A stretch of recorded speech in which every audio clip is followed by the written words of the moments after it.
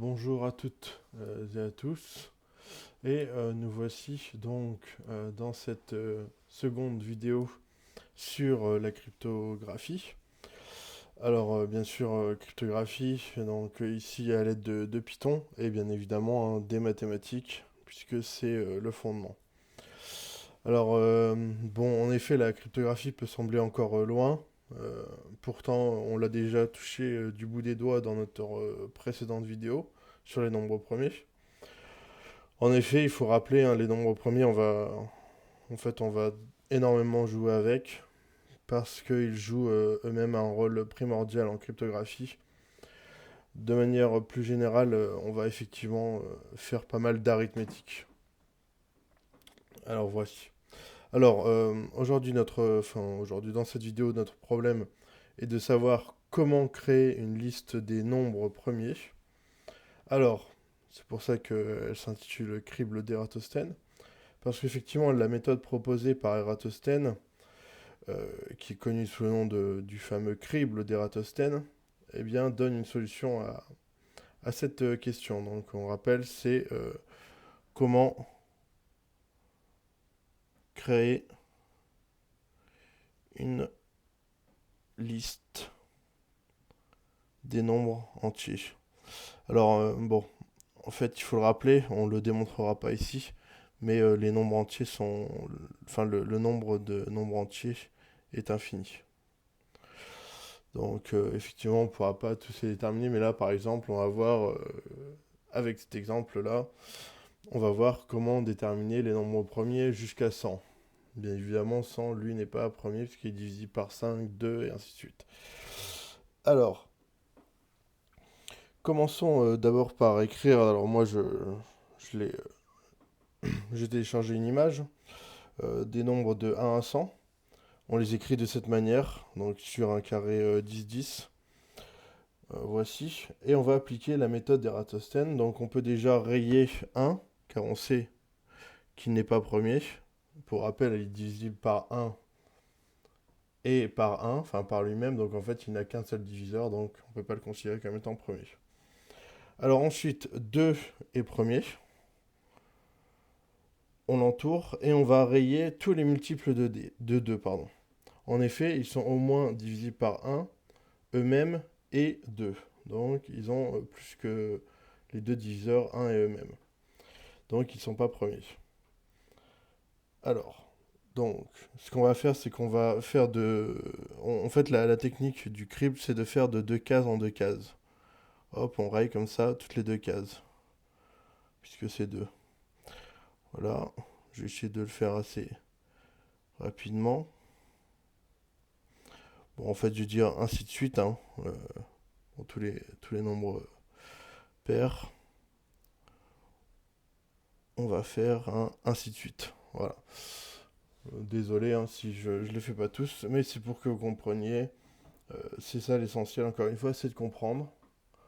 Et ensuite, si vous avez compris à force de travail et bien normalement vous pouvez résoudre tous les problèmes, enfin tous les problèmes pour lesquels vous avez été formé et sur lesquels vous avez travaillé. Alors, donc on constate que le nombre suivant qui n'a pas été rayé, c'est 3. Alors, on va faire de la même manière, on va eh bien, donc l'entourer, il est premier, et on va rayer tous les multiples de 3. Donc là, en fait, on compte de toutes les 3 cases. Donc là, c'est 6, déjà rayé. Hop, on recompte, donc c'est 9, et ainsi de suite. Voilà, donc on fait ça pour 3. Et ensuite, on va le faire pour jusqu'à 10, en fait. Mais 10, c'est déjà rayé. Donc on va dire jusqu'à 11. Alors pourquoi 11? Parce qu'en fait, il est supérieur à la racine carrée de 100. Et la racine carrée de 100 est en fait effectivement égale à 10. Donc on a terminé. Parce qu'en fait, vous pouvez faire le test. Par exemple, 11, vous allez rayer des nombres qui ont déjà tous été rayés. 13, qui vous le verrez premier, si vous continuez, mais vous le savez déjà. Eh bien, pareil, vous allez rayer des nombres qui sont déjà rayés. Alors voici. Donc en fait, on obtient la liste suivante. Alors je vais l'écrire. Je pensais qu'on irait jusqu'au bout. Liste des nombres premiers inférieurs à 100. On va mettre inférieur ou égal pour être correct.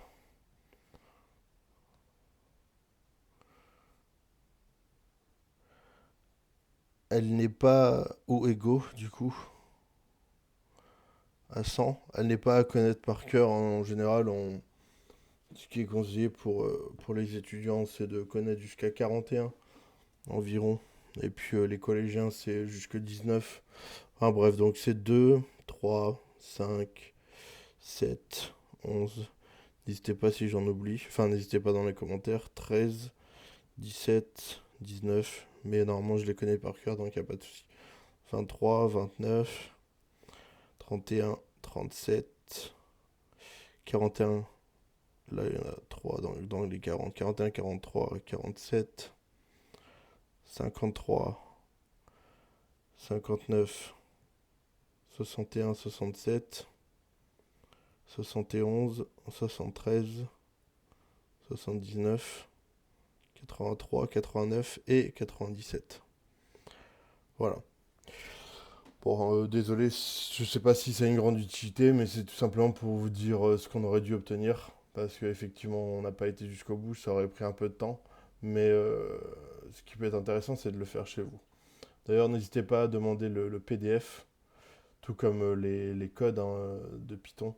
Je peux les mettre sur... je peux vous les partager. Voilà. Alors, donc en fait, cette méthode, elle peut paraître efficace, effectivement, elle l'est, mais va vite devenir inutilisable pour par exemple une table des nombres premiers qui, imaginons, soit 10 millions. Les nombres premiers jusqu'à 10, enfin jusqu'à 10 millions, pardon. Ça poserait effectivement problème. Bon alors, on va aller voir un petit peu de programmation. Alors en fait, on peut aussi utiliser eh bien, un programme en Python. Donc on va passer sur notre IDE. Alors notre IDE que voici. Alors comment je peux le capter? Hop, voilà. Alors, donc pour rappel, c'est toujours PyCharm pour moi. Euh, on l'avait déjà utilisé, hein, PyCharm la fois dernière. Euh, alors, donc pour rappel, on avait fait la fonction isPrime de n pour savoir si le nombre n était premier. Et on l'avait appliqué à 4999, parce qu'effectivement on avait travaillé nos algorithmes dessus, 14 et 31. On avait vu que, souvenez-vous, 31 était premier, pour ceux qui ne savaient pas. Et là, en fait, ce que j'ai fait, c'est juste que j'ai mis un commentaire, j'ai mis en commentaire les prints f, enfin les prints n est premier ou n'est pas premier. Parce qu'effectivement, en fait, on va se servir de isPrime eh bien, dans notre fonction. Alors, justement, cette fonction, peut-être mettre un petit peu plus de luminosité. Hop, cette fonction qu'on va créer, eh bien, va retourner la liste des nombres premiers jusqu'à n, qui sera l'argument de notre fonction. Donc, les nombres premiers jusqu'à n. Alors, on utilise donc def, le mot-clé def, pour créer la fonction donc list prime 1, donc la liste des premiers, enfin des nombres premiers. Et on l'a dit avec comme argument n, donc qui nous permet de savoir quand la fonction doit s'arrêter, c'est-à-dire qu'effectivement elle retourne la liste des nombres premiers jusqu'à n. Alors donc def list prime 1 de n, on n'oublie pas les deux points. Alors, comme cette fonction retourne la liste des nombres premiers jusqu'à n, eh bien on va déclarer une liste qui contiendra les nombres premiers. Alors pour rappel, on déclare une liste avec des crochets. Donc ici, liste prime égale crochet ouvert, crochet fermé, donc liste vide.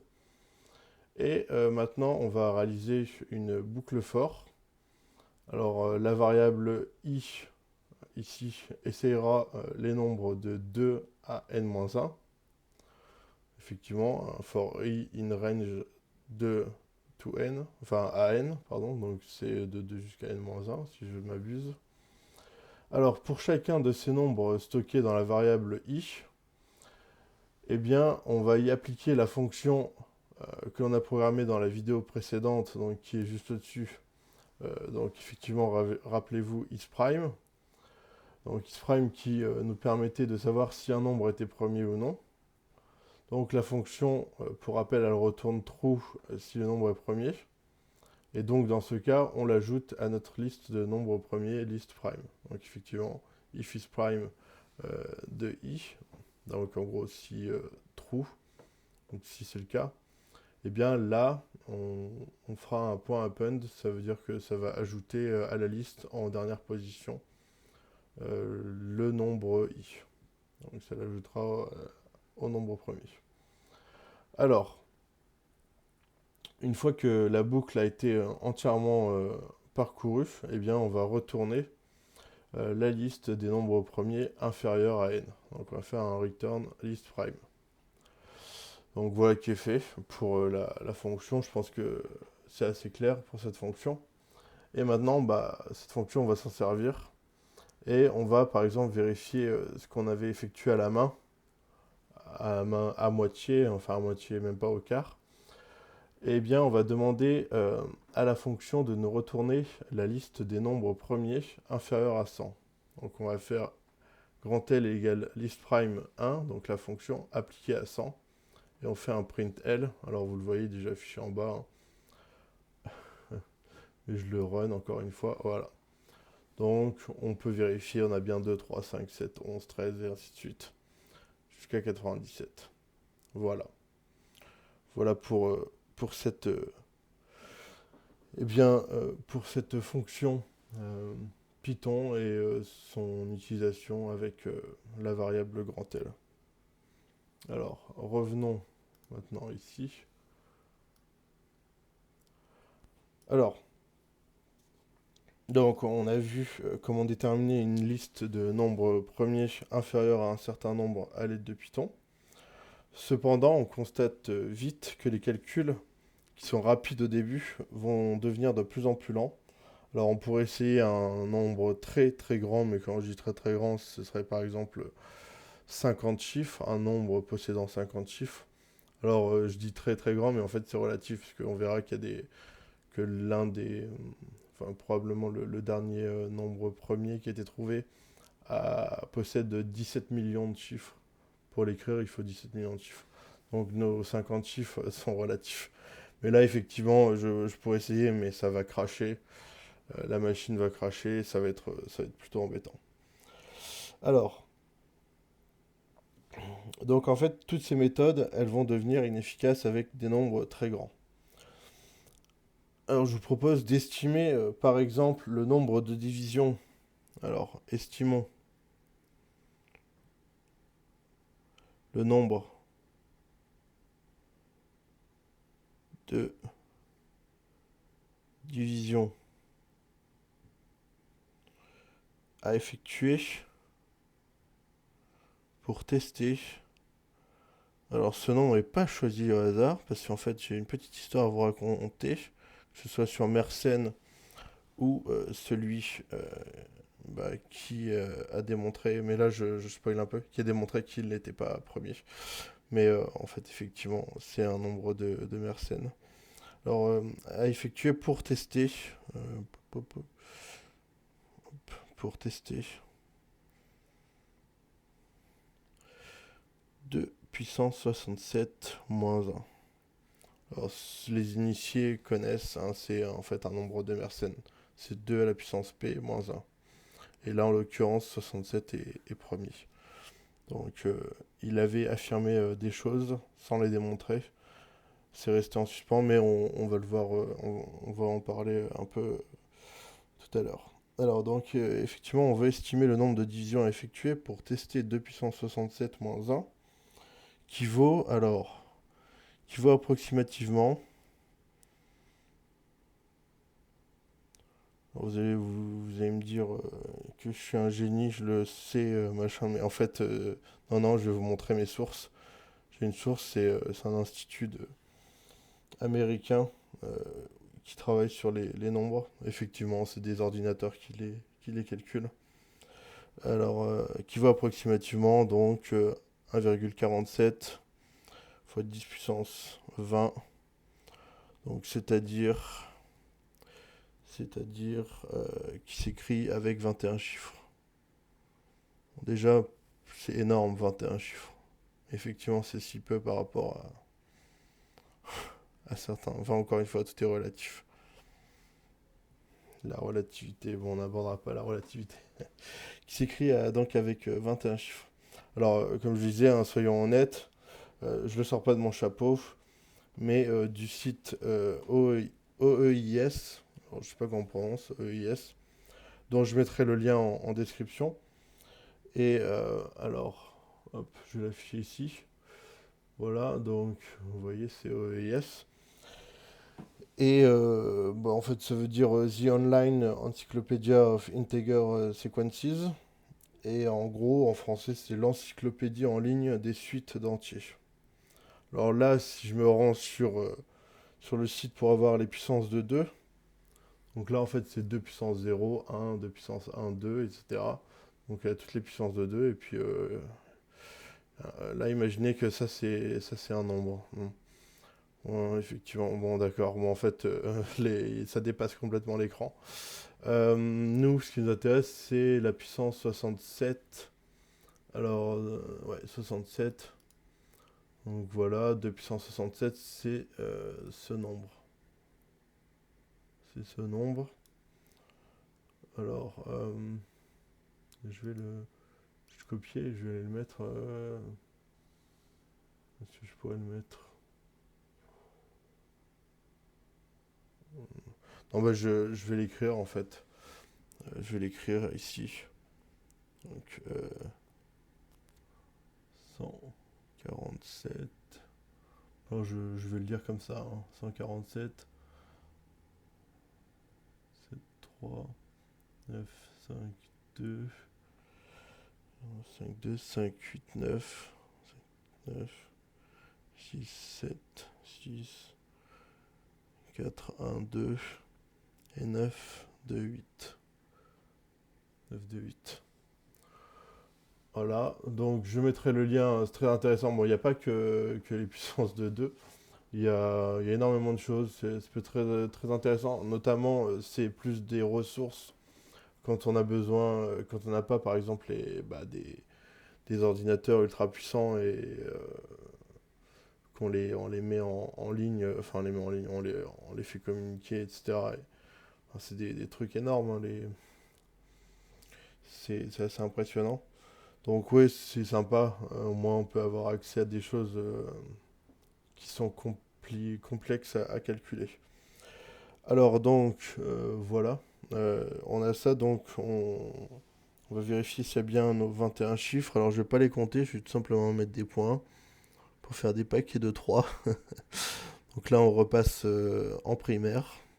Je fais des paquets de 3, donc j'en ai combien? 1, 2, 3, 4, 5, 6, 7. Donc effectivement, il y a 7 fois 3 égale 21 chiffres dans ce nombre. Donc effectivement, c'est ce qui avait été dit. Désolé si on passe un peu de temps sur ça, mais je pense que c'est intéressant, et notamment l'histoire derrière.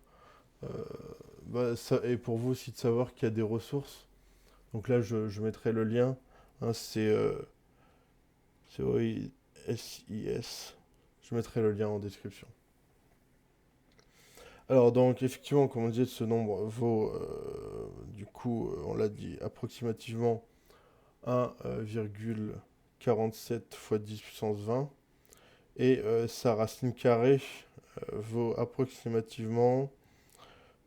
sa racine carrée vaut approximativement...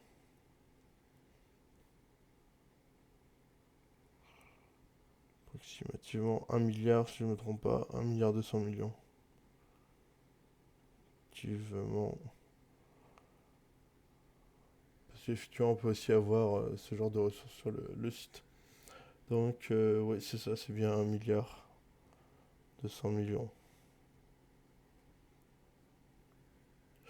Donc, en somme, il faudra un peu plus d'1 milliard de divisions, avec des divisions qui seront à 10 chiffres, du coup.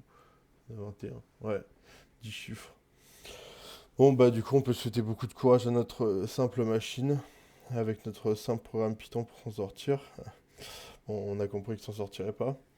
Alors, précisons tout de même qu'un certain monsieur Cole a calculé en 1903 que 2 puissance 67 moins 1. Alors, donc notre monsieur Cole, je crois que c'est Franck, si je ne me trompe pas. Franck Cole, en 1903, il a démontré, hein, donc il a fait le calcul au tableau. Eh bien, 2 puissance 67 moins 1, c'est le produit de deux nombres, 193 707 721 fois 761 milliards 838 257 287. Et donc, effectivement, 2 puissance 67 moins 1 n'est pas premier. Et ça, c'était une question ouverte à l'époque. Donc il a quand même fallu attendre 1903 pour y répondre, alors que la question avait été posée au XVIIe siècle, si je ne m'abuse. Alors, bon, comme je l'ai précisé, en fait, depuis tout à l'heure, on manipule ce qu'on appelle un nombre de Mersenne. Un nombre de Mersenne, c'est donc ça apparu au XVIIe siècle. Eh bien, on avait un moine français, Monsieur Mersenne, Marin Mersenne, si je ne m'abuse, qui avait proposé, entre guillemets, une formule à fabriquer des nombres premiers. Donc le but, c'était de prendre donc 2 Mersenne, donc de prendre 2 puissance P moins 1, alors P entier naturel, bien entendu. Et quand P, si P premier, alors, mais c'est faux, hein, je précise tout de suite, alors on aurait eh bien 2 puissance P moins 1 premier. C'est ce qu'il avait conjecturé, mais il s'est vite ravisé. Il s'est vite ravisé, hein, hop, c'est faux. Alors, ces nombres-là de puissance P-1, en fait, on les note M indice P en hommage à Mersenne, justement. Alors, pour les premières valeurs de P, donc pour P valant 2, 3, 5, 7, donc des nombres premiers, eh bien, ça marche super parce qu'on obtient 3, 7, 31 et 127 qui sont premiers. Donc, hop là, premier. Et là, les nombres premiers. Mais on a déjà vite un problème, c'est sur le suivant. Pour P égale 11, non. Parce qu'en fait, on a 2 puissance 11, 2 puissance 11 moins 1 qui vaut 2047. Et 2047, c'est pas premier, ce n'est pas premier. Parce que ça s'écrit 23 x 89. On pourrait l'écrire, mais on a peut-être un manque de temps. J'espère que le niveau luminosité, ça va. Très bien. Alors, puis ça marche à nouveau pour P égale 13, 17, 19. Ensuite, ça va marcher beaucoup moins bien. Et, alors, on ne connaît pas vraiment la raison, mais il avait fait une conjecture que sa formule, Mersenne, hein, que sa formule devait donner des nombres premiers pour P égale 31, 67, 127 et 257. Alors personne ne sait absolument pourquoi, je pense que même les historiens, rien du tout. Pourquoi il avait proposé cela en particulier. d'autant que les nombres de Mersenne correspondants possèdent un très grand nombre de chiffres. À l'époque, on est au XVIIe siècle, et qu'il lui était clairement impossible de faire la vérification à la main. Alors il y a un nombre de Mersenne qui est intéressant, puisqu'en fait il a une histoire intéressante. Donc je vous la raconte. C'est le nombre de Mersenne M67. Alors, en fait, bon, forcément, quand il y a des conjectures, tout ça, ça intéresse les mathématiciens. Ils vont se casser les dents pour savoir si c'est vrai ou faux. Donc effectivement, beaucoup de mathématiciens sont acharnés à démontrer que ces nombres de Mersenne étaient effectivement premiers ou qu'ils ne l'étaient pas. Et l'une des démonstrations les plus fameuses a concerné donc le fameux nombre de Mersenne 67. Alors, en fait, lors d'une... Enfin, pardon, c'était une conférence, hein, mais elle est restée mythique. Donc, en fait, c'était à l'American Mathematical Society en 1903. Un certain Frank Cole avait annoncé un exposé portant un titre On the Factorization of Large Numbers. Et au moment de son exposé, eh bien, Monsieur Cole, Frank Cole, je ne connais pas s'il avait un titre ou pas, Frank Cole s'est levé, il s'est dirigé au tableau sans dire un mot. Il a pris la craie pour calculer à la main le nombre M67 qui vaut, on va dire 2 puissance 67 moins 1, on va pas l'écrire. Et sur une autre partie du tableau, il a posé la multiplication, donc celle qu'on avait vue, 761 milliards 838 millions 257 287 fois 193 millions 707 1721. Et toujours en silence, donc sans rien dire, il a effectué le calcul à la main pour obtenir le résultat qu'il avait écrit sur l'autre partie du tableau. Donc en démontrant que eh bien, 2 puissance 67 moins 1 n'était pas premier, puisqu'il pouvait s'écrire comme le produit de deux nombres. De nombres hormis 1 et lui-même. Donc en fait, sans avoir prononcé un seul mot, il est retourné s'asseoir, forcément sous l'ovation du public. Et donc ce nombre de Mersenne n'est pas premier. Et finalement, Cole a quand même ouvert sa bouche un jour. Il a déclaré que cette démonstration lui avait demandé 3 ans de travail. Et en fait, c'était tous les dimanches. Il passait tous ses dimanches pendant 3 ans sur le nombre de Mersenne 67. Bon, c'est assez impressionnant. Voilà, donc en fait, la recherche sur les nombres de Mersenne, alors elle est encore très active.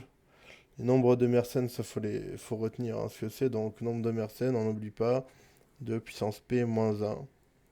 Et on les note m indice p. Alors, je disais que cette recherche sur les nombres de Mersenne était encore très active, puisqu'en fait, c'est par ce moyen qu'on a le record des plus grands nombres premiers qui sont battus depuis pas mal d'années. D'ailleurs, en ce moment, le tenant du titre, hein, je vous en avais parlé un petit peu avant, par contre, c'est 2 puissance, hop, je regarde les feuilles, 2 puissance 57 millions 885 161 moins 1. Il est premier. Il est premier. Et alors, honnêtement, je suis gentil, je vous l'écris pas. Je vous l'écris pas de toute manière, je ne pourrais pas.